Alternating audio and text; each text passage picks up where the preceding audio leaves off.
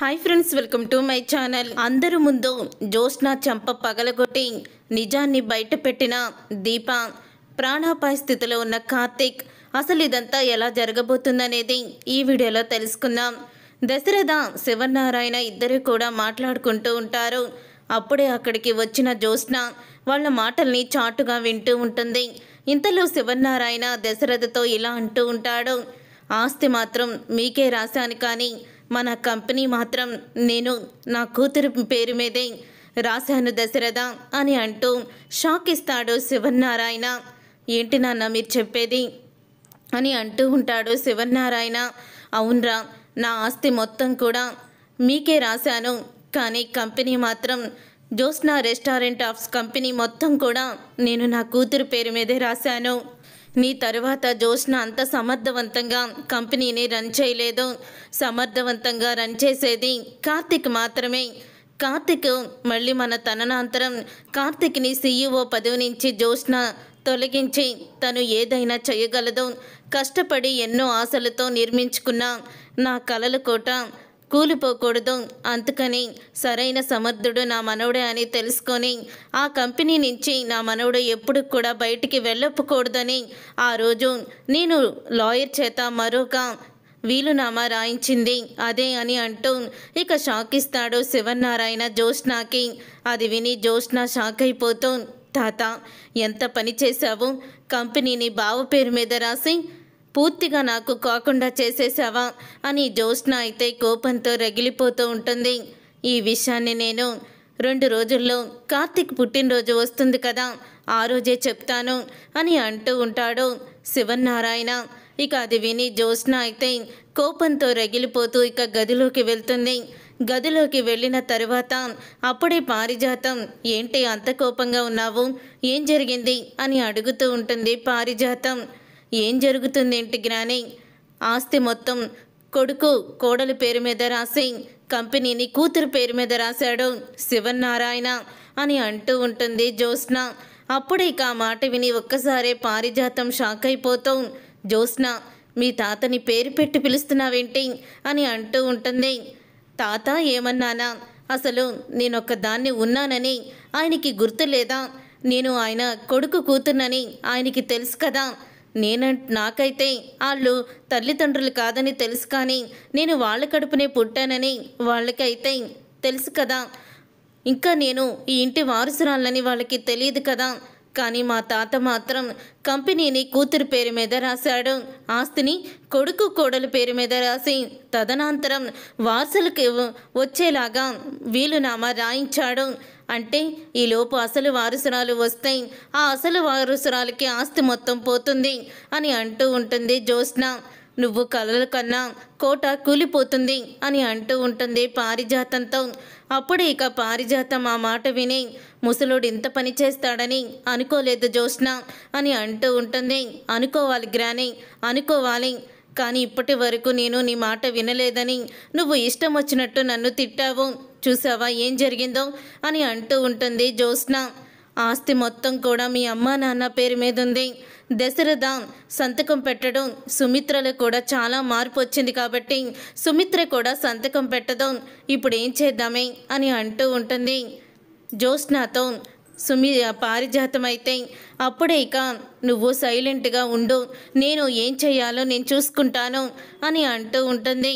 సైలెంట్గానా, ఎలా సైలెంట్గా ఉండనే అని అనగాల్ని, నువ్వు ఉండు గ్రాని, నేను చెప్తాను కదా, నేనేం చేసినా కూడా నువ్వు అడ్డుపడనని నాకు మాట ఇవ్వు అని అంటూ ఉంటుంది జోష్నా. ఒసై ఏం చేయబోతున్నావో అది చెప్పి చావు ముందు అని అంటూ ఉంటే, బావని నేను చంపైపోతున్నాను అని అంటూ ఉంటుంది జోష్నా. అది విని ఒక్కసారే పారిజాతం షాక్ అయిపోతూ ఉంటుంది. ఒసై పిచ్చి పిచ్చి వేషాలు వేయొద్దు, ఏంటి నువ్వు చేసే పని అని అంటూ ఉంటుంది పారిజాతం. అవును గ్రాని, ఏ ఆస్తి కోసమైతే నువ్వు నన్ను ఈ ఇంటి వారసురాల్ని చేశావు, ఆ ఆస్తిని గెద్దని తన్నుకుపోయినట్టు బావ తన్నుకుపోతే మనమేమి చేయిస్తామో, చేతులు కట్టుకొని నించోమంటావా? దీపని పెళ్లి చేసుకొని నన్ను మోసం చేశాడు, ఇప్పుడు కంపెనీని తన పేరు మీద రాయించుకొని మరొక మోసం చేశాడు.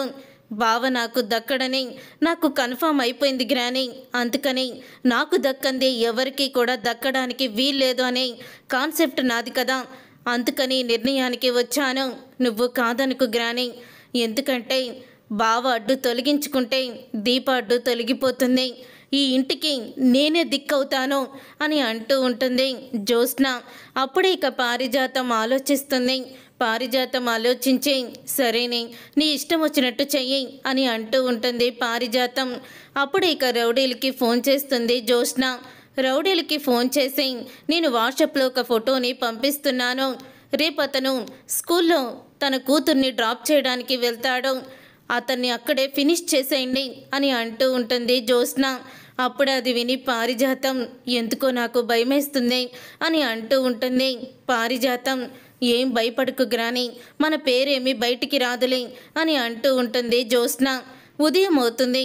ఉదయం అవ్వంగానే అప్పుడు ఇక కార్తీక్ అయితే ఇంట్లో నుంచి బయలుదేరుతాడు.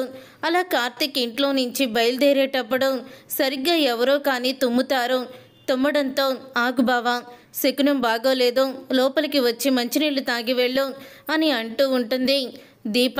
ఏంటి దీప, ఎవరికో జలుబు చేసి తుమ్ముతూ ఉంటాయి కూడా లెక్క చేసుకుంటావేంటి అని అంటూ ఉంటాడు కార్తీక్. అయితే లేదు బావా, రాత్రి నుంచి ఎందుకో నాకు కుడి కన్ను బాగా అదురుతుంది, ఏదో జరుగుతుందని నా మనసు కీడు శంకిస్తుంది అని అంటూ ఉంటుంది దీప.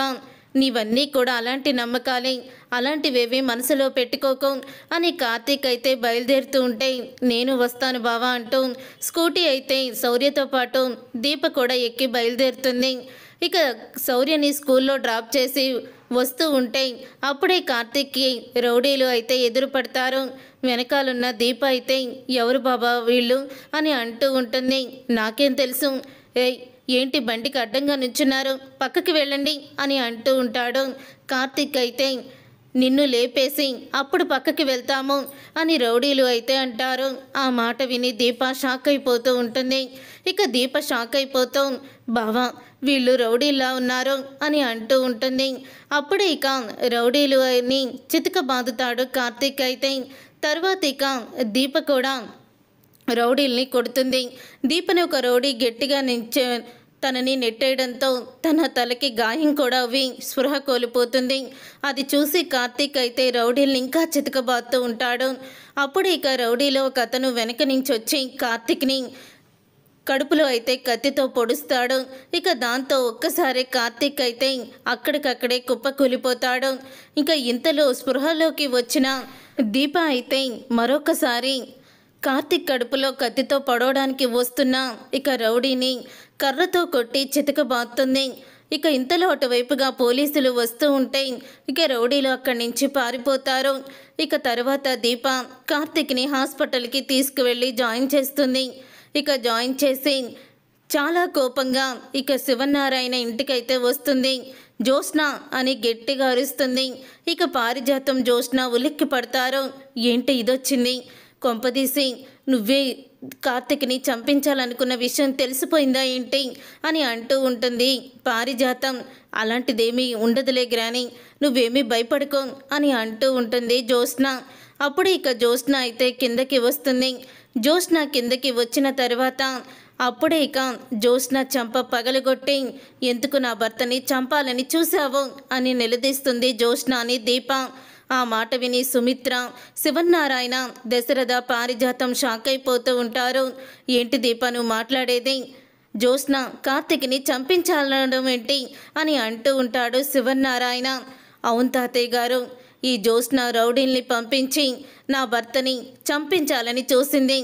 ఆయన్ని సరైన సమయానికి హాస్పిటల్కి తీసుకువెళ్ళాను కాబట్టి ప్రాణాపాయ నుంచి బయటపడ్డారు అని అంటూ ఉంటుంది దీప.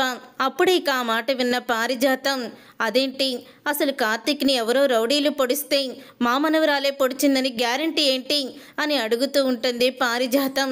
గ్యారంటీయా, ఇదిగోండి దశరథ గారు అక్కడ రౌడీ సెల్ మర్చిపోయి వెళ్ళాడు. ఆ రౌడీకి జ్యోత్స్న 10 సార్లు ఫోన్ చేసింది. తన అకౌంట్లో నుంచి 5 లక్షలు ఆ రౌడీకి కూడా వేసింది అని అంటూ ఫోన్ అయితే చూపిస్తుంది దీప. ఇక ఆ ఫోన్లో జ్యోత్స్న నెంబర్ చూసి తన అకౌంట్ నుంచి వచ్చిన డబ్బుల్ని చూసి షాక్ అయిపోతూ ఉంటాడు దశరథ. అయితే అప్పుడే ఇక మళ్ళీ జ్యోత్స్న ఫోన్కి అదే రౌడీ ఫోన్ చేస్తూ ఉంటాడు. అదే రౌడీ ఫోన్ చేస్తున్నాడు తన ఫోన్కి. ఒక్కసారి ఫోన్ లిఫ్ట్ చేయండి అని అంటూ ఉంటుంది దీప. అప్పుడే ఇక జ్యోత్స్న ఫోన్ లిఫ్ట్ చేస్తాడు దశరథ. మేడం, అక్కడ ఆయనతో పాటు ఒక లేడీ వచ్చింది మేడం. ఆవిడ మమ్మల్ని తరిమేసింది. అతన్ని కత్తితో పొడిచాము, కానీ బ్రతికున్నాడో లేదో తెలీదు అని రౌడీ ఫోన్లో మాట్లాడడం అంతా విని అందరూ కూడా షాక్ అయిపోతూ ఉంటారు. చూశారు కదా, ఈ జ్యోత్స్న ఎంత దుర్మార్గురాలో, నా భర్తని చంపాలని చూసింది అని అంటూ ఉంటే, ఎందుకు కార్తీక్ని చంపాలనుకున్నావు? ఇంకెంతమందిని చంపాలనుకుంటావు నువ్వు?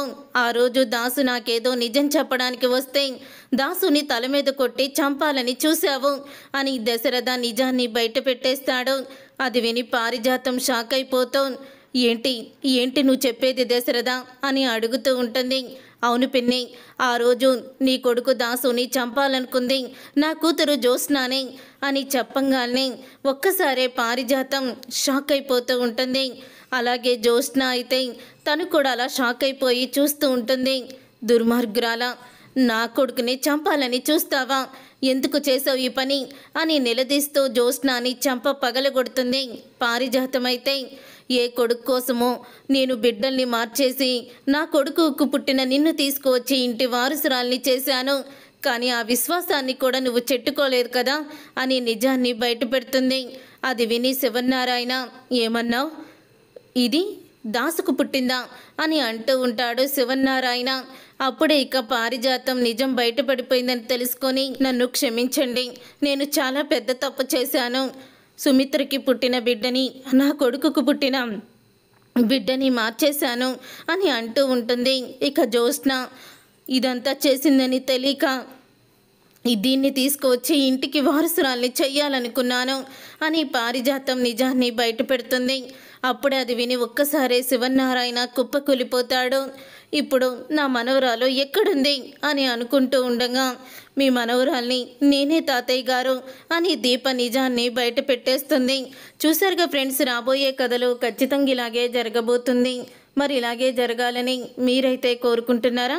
అయితే వీడియోని తప్పకుండా లైక్ చేసి ఛానల్ని సబ్స్క్రైబ్ చేసుకొని పక్కనే ఉన్న గంట సింబల్పై ఆల్ అని క్లిక్ చేయండి.